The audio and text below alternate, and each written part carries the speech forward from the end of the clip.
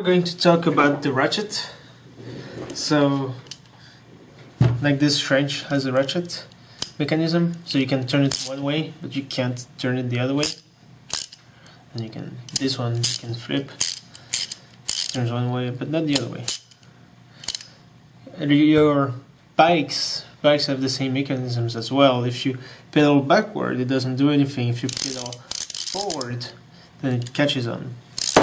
Okay? So we're going to do the same kind of attachment for Legos. So what we're going to need is an angle connector number 1. We're going to need 2 gears.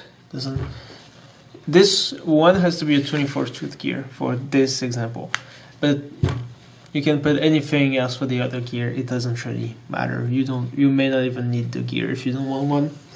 You don't need it. We're going to need 4 beams, Technic beams. The size doesn't really matter, but they should be maybe at least a 6, size 6 beam. I have a size 8. I have size 8 now. You will need an axle, size 3 axle, or whatever size you want, doesn't really matter either. You will need a frictionless peg. This matters. The fact that it's frictionless does matter. You will need 2 pegs. Those 2 pegs don't really matter what they are. They can be frictionless or have friction. It doesn't really matter. Just for illustration purposes.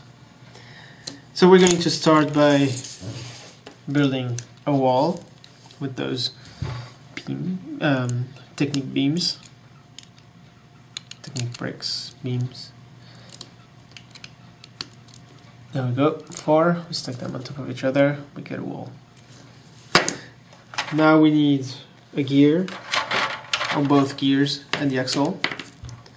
So we're going to try to put it in the middle, right here. There we go. We connect the axle to the gear so that it can turn. We can put another gear behind or bushing or whatever so that it holds in place.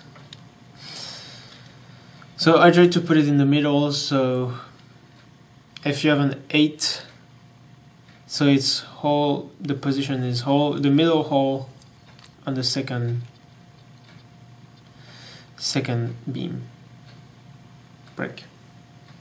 Right, now we need our frictionless peg and our ankle connector. We connect the frictionless peg inside the hole of the angle connector, and we put it right next to the second hole next to the middle. Right, middle hole, right next to it, and that's it. Now we can take our 2 other pegs, put them here inside 2 holes right next to each other, not in diagonal on the gear, and then we can put our beam. Alright, so what is this for? So this is to allow something to turn on in one direction, just like your bicycle. What you can use this for is, for example, if you're trying to lift something very heavy. Let's say this wrench, if I can get it to hold in place. Say I want to lift this wrench, but it's quite heavy. Doesn't want to hold.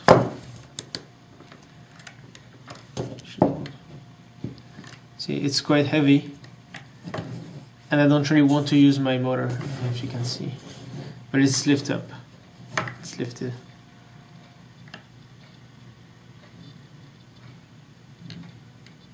See, I can lift it.